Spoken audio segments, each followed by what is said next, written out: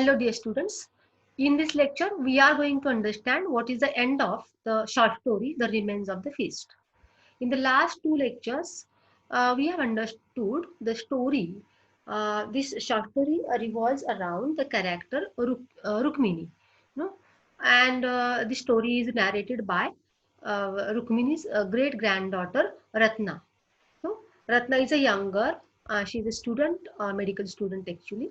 And when you uh, find in the story what happens, that is from the beginning, Ratna is telling about her great grandmother Rukmini, that how was her nature and how she behaved, and towards particularly towards the end of her life, how Rukmini um, broke the tradition. What the tradition, that is, Rukmini is a Brahmin widow, and she was not allowed to eat anything from outside throughout her life. She has eaten only home cooked food, and she has never eaten anything from the shops or the bakeries. But towards the end of her life, when she becomes ill for some days, how she behaves. She becomes in the beginning. Actually, she secretly demands some of the things from the bakeries, and how Ratna fulfills her desires. In the beginning, though, Ratna is surprised to um, find such type of wishes of her great grandmother, but later on she understands, and she supports. She understands the wish, or the what her great grandmother is thinking, or what she feels, and she supports. She fully supports her great grandmother Rukmini. Though we know that Ratna's mother is not much happy with um, Ratna's behavior, that is, Ratna is supporting her great grandmother, and she sometimes she tries to oppose this old woman, and when she uh, she when she demands some of these things, like cold drinks or Coca-Cola, but she later on she fulfills her desire, because now Rukmini becomes so obstinate, and she becomes so bold that she demands everything she wants, or everything she now wants to eat or drink. Now, at the end of the towards the end of the story, we find that Rukmini becomes ill and she's admitted in the hospital. And at that time, Ratna and her mother, they serve her, or they take care of her. And but in 10 days only, or she was there in the for the 10 days. And when she dies, at that time she expresses her last wish, that she wants a red sari. Actually, Ratna's mother is shocked to listen to this wish of Rukmini, and she doesn't like this. She becomes angry, but Ratna understands very well why her great grandmother Rukmini is demanding for a red sari, because she in such type of demands, her great grandmother Rukmini is breaking the traditions. Ratna, being an educated girl of or educated girl of modern age, she understands what her or what Rukmini feels, and that's why she never opposes her, and even she tries to fulfill her last desires. Actually, Rukmini desires for a red sari with golden border, and also for spicy peanuts and bondas with green chilies. But actually, without fulfilling these desires, she dies at the end of the story. And when her dead body is brought at home, Ratna wants to fulfill this last desire also, and she brings her own red sari from the cupboard, and she covers the dead body of the, or she puts or covers the dead body of her grandmother with that red sari. At that time, Ratna's mother becomes very angry, and she takes that red sari very immediately from the body, and she thinks that Ratna has gone mad, because the old woman Rukmini actually had gone mad according to her, because she was a widow, and she demanded red sari, and it was not actually as per the tradition. So Ratna's mother is does not like such type of a breaking tradition of this old woman. But Ratna, uh, when she tries to fulfill her grandmother's last great grandmother's last wish, at that time also Ratna's mother does not like her action, and she becomes angry at her. and throws away the sari from dead body. Now we find that how Ratna understands her great grandmother Rukmini, and in the last section of the story we find that how the dialogues we'll try to read. I will read some of the dialogues here. Have you gone mad? My mother whispered furiously. Mother becomes Ratna's mother becomes very angry because Ratna covered the body of dead body of Rukmini with red sari, and this action is very bold. Actually, Ratna's action is very bold because Rukmini is widow, and Ratna has covered the body with red sari. The red sari is not allowed to Rukmini, not even she was alive, and not even when she was dead. Okay, and she says here one very interesting sentence, very nice sentence is written by the writer. The red silk glittered like her childish laughter. Miss Ratna, when covers the body, dead body with red sari, she says that red colored sari glittered. Glittered means shine. Glitter means shine. It was shining as if a childish laughter means Rukmini was always laughing throughout her life like a child, and as if now she was laughing like a child because actually Ratna thinks that her great grandmother has become happy because she has covered her with red sari. But the next moment we find that Ratna's mother becomes very angry, and she says, "Have you gone mad?" And she says even she was a sick old woman. She didn't know what she was saying. Means Rukmini was, your great grandmother was mad. She didn't know what she was saying or demanding. But you are a good girl. You are a wise girl, and you are doing such type of things. It is not good. So Ratna's mother becomes angry, and she rolled up the sari and flung it aside. So she takes away the sari from the dead body and she throws away it aside, and she thinks that the sari has been polluted because it was no Ratna covered the dead body with that sari. The sari became polluted as per according to Ratna's mother. So then they burnt her in a pale brown sari. So at last she burned the dead body of Rukmini with pale brown sari, which was worn by widows. Okay, in widows' weeds. Weeds means we say dress or sari here. And the prayer beads I had never seen her touch encircled the bulging of her neck. Okay, the prayer beads, that uh, beads, in Marathi what we say money, and that prayer bead means आपण ज्याला माळ म्हणतो जी आपण गळ्यामध्ये जी माळ घातली जाते, particularly the people, vegetarian people, or the people, warkari people, we say that that type of prayer beads, or that mm, made from the prayer beads, you know I had never seen her touch encircle the bulging of the neck.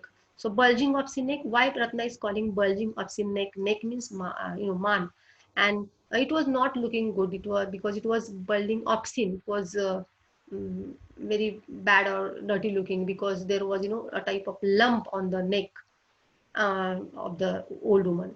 So she has left me behind with nothing but a smell. Okay, and Ratna thinks that her great grandmother Rukmini has left after her death. She has left only a smell for Ratna, a smell. I hunt the dirtiest bakeries and tea stalls I can find every evening. And Ratna says that she remembers, or the memories of her memories of Rukmini haunt her. She feels very sad, and she thinks that where can she find her grandmother? And perhaps she can find her. She remembers that smell of the cakes and biscuits and bondas and everything, and she thinks that in the bakeries perhaps she will find her grandmother with that smell, and so she cannot escape from the smell that her grandmother has kept in her mind, or she has left behind in Ratna's mind with in her memories. Okay, I search for her. Perhaps she wants to search for her grandmother in bakeries and shops and stalls. So my sweet great grandmother, Ratna says, my sweet great grandmother. So Ratna loved her great grandmother very much, and so that's why she says like this. In plate after plate of stale confections, in needle sharp green chilies, deep fried in rancid oil. I plot her revenge for her. And I plot her revenge for her. Perhaps Ratna wants to tell us that Ratna wants to take revenge about what happened with her grandmother. Perhaps she wants to take revenge on the society which did not allow her great grandmother to live freely, and perhaps because of that, you know um, she great grandmother Rukmini became she wanted to break those traditions which didn't provide her freedom as a woman. So Ratna wants to take revenge on the society which did not allow her grandmother to live freely or to fulfill her wishes throughout her life. So I give myself diarrhea for a week.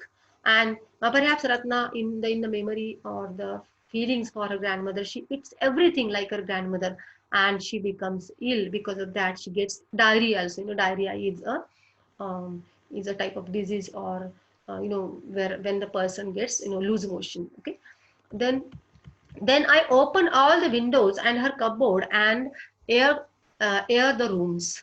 Perhaps she wants to escape from the smell, escape from the memories of her grandmother, and because of that, she opens all the windows and cupboard. This is symbolic that the memories of Rukmini are haunting all the time Ratna, and Ratna wants to perhaps escape by doing such type of things, but she always remembers, or she does not escape her memories. I tear her dirty grey saris to shreds. So she tears all the saris, grey saris, because Ratna does not like grey saris of her great grandmother Rukmini, because even Rukmini also did not like grey saris she wore when she became widow. Actually, she would like very red colored or bright saris, but she was not allowed to wear bright saris. And so mm, Ratna feels very angry or bad, because she thinks that her grandmother was living, or she was very sad with those saris, and she does not like these gray saris because her great grandmother did not like them. So she tore all those saris. I tear her dirty gray saris to shreds. Tear means ती सगळ्या साड्या आपल्या आजीच्या ज्या तिलाही आवडत नव्हत्या, रत्नालाही आवडत नाहीत. So she tears means ती फाडून टाकते. I line the shelves of her empty cupboard with my thick, newly bought gloss jacketed texts. So Ratna says that she removes all those things actually which were for the widow particularly. She removes all these things from the cupboard, and she keeps her own books in place of the things of her great grandmother Rukmini in her cupboard. She means now Ratna uses the cupboard of Rukmini, and she puts all her things there. It means that Ratna wants to follow her great grandmother's uh, actions, what she did at the end of her life. They stand straight and solid. She says, Ratna says that her books stand straight and solid, a row after row of armed soldiers. She says that her books in the cupboard, they were looking like soldiers, means looking like they were kept in a row in a line, and they were as if they were soldiers. So they here the books here symbolize knowledge, knowledge which give us the daring to be free as a woman. And they fill up the small cupboard in minutes. And these they fill up the small cupboard in minutes means the cupboard in minutes, or in very little time. This ship fills the cupboard with the books. Now here we understand that this last para, the last lines are very important, because here we find that Ratna keeps her own books in the cupboard of her cupboard of Rukmini, and she throws away all those saris and dirty things which were only for a widow, and which were never liked by Rukmini. She throws away all those things. Means by doing this action, Ratna wants to tell us, or this action of Ratna symbolizes that Ratna also do not like the traditions or the bond of the traditions, and she wants to behave like her own great grandmother Rukmini. That how Rukmini wanted to break the bond, and she wanted to be free because she was not allowed to get that freedom throughout her life, and now Rukmini wanted the freedom and she broke the traditions. She went against all the traditions and she fulfilled all her desires she wanted to do in her throughout her life. Ratna also wants to follow the steps of her grandmother. She also has decided now to live like a free woman and break all the traditional bonds or the bonds of tradition, which are very unjust for a woman, because sometimes only because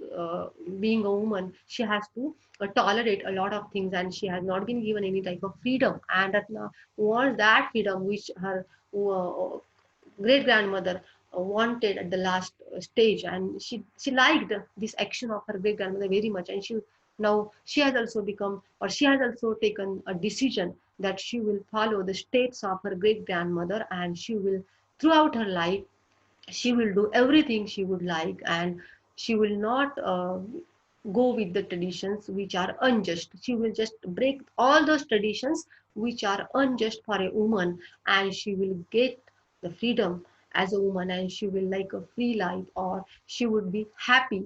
And as her grandmother was very happy when she got freedom, so she will also get that, try to get that happiness with her knowledge as well as with the freedom which will break all the traditions which are unjust.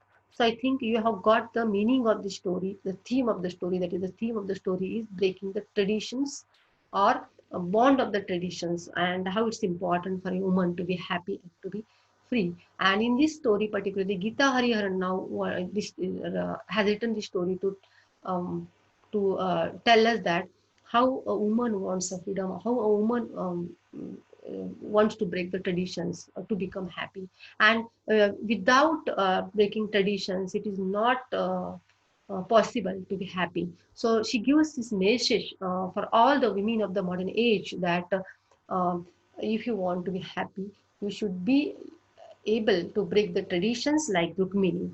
Okay, so uh, I will stop here, and next I will post you the note about the story or the summary of the story, and you just read that summary also and story once again and try to understand the meaning and the theme of the story. Okay,